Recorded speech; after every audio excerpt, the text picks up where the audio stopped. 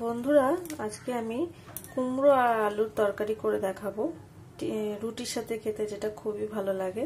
আমি কুমড়ো আর আলুকে এরকম ডুমো ডুমো করে কেটে নিয়েছি।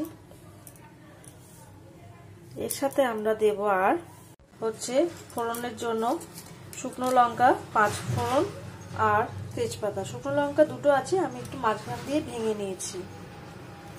এরপর লাগবে আমাদের একটু আদা বাটা, লঙ্কা দুটো মতন দিয়েছি আমি, কাঁচা লঙ্কা আর নুন হলুদ।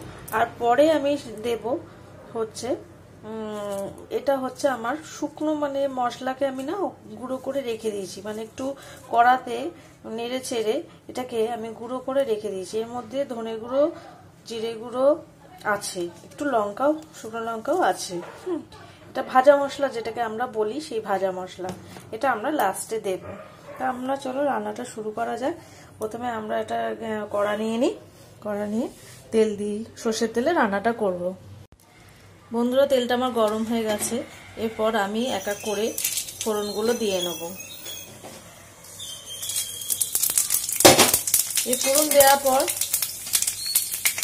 একটুখানি নেড়ে নেবে, দেখবে একটা সুন্দর গন্ধ আছে।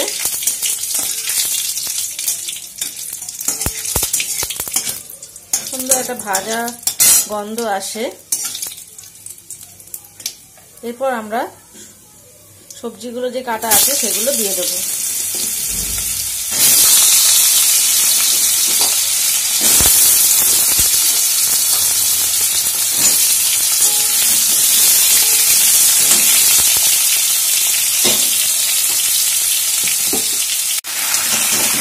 সব সবজিগুলো আমরা দিয়ে নেবো। দিয়ে এবার একটু ফ্লেমটাকে বাড়িয়ে আমরা এটাকে ভাজবো।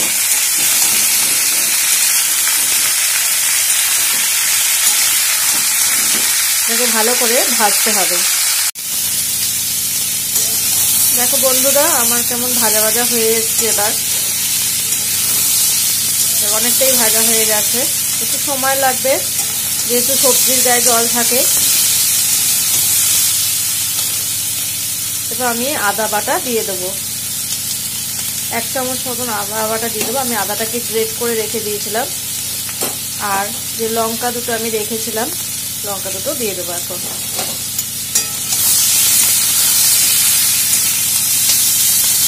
আঁচটাকে একটুখানি লো টু মিডিয়াম রাখতে হবে, নাহলে আদাটা পুড়ে যাবে।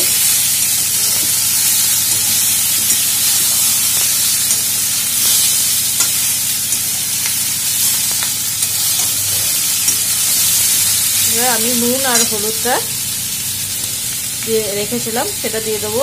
নুনটা অবশ্যই তোমরা তোমাদের পরিমাণ মতন দেবে।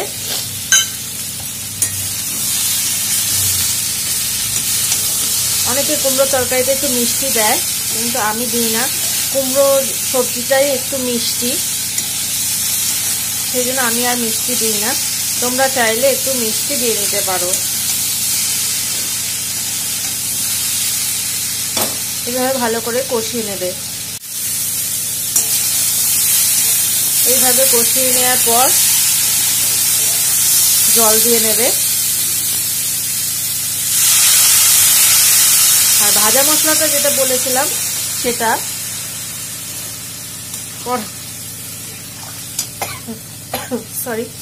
সেটা পরে দিয়ে দেবো।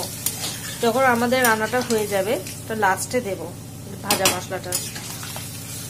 এই সময় তোমরা নুনটা চেক করে নেবে, নুনটা ঠিকঠাক হয়েছে কিনা।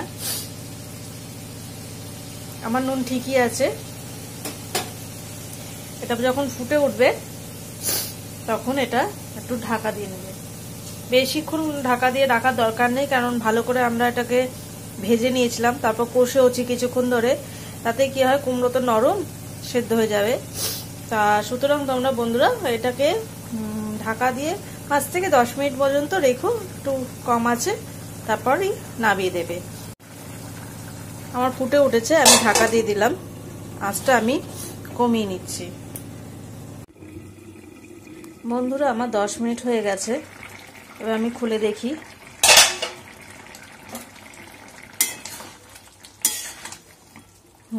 আমাদের হয়ে গেছে। দেখিনি একটা আলু আর কুমড়োকে, হ্যাঁ সেদ্ধ হয়ে গেছে আমাদের।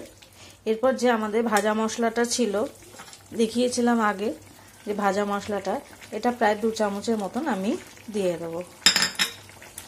এটা দিয়ে ভালো করে নাড়তে হবে যাতে প্রত্যেকটা সবজির গায়ে এটা ভালো করে লেগে যায়। আঁচটা আমরা একটু হালকা বাড়িয়ে নেব। আমাদের রান্নাটা শেষই হয়েছে, খুব বেশি নাড়াবো না, কেন কুমড়ো খুব নরম হয়, ভেঙে যাবে।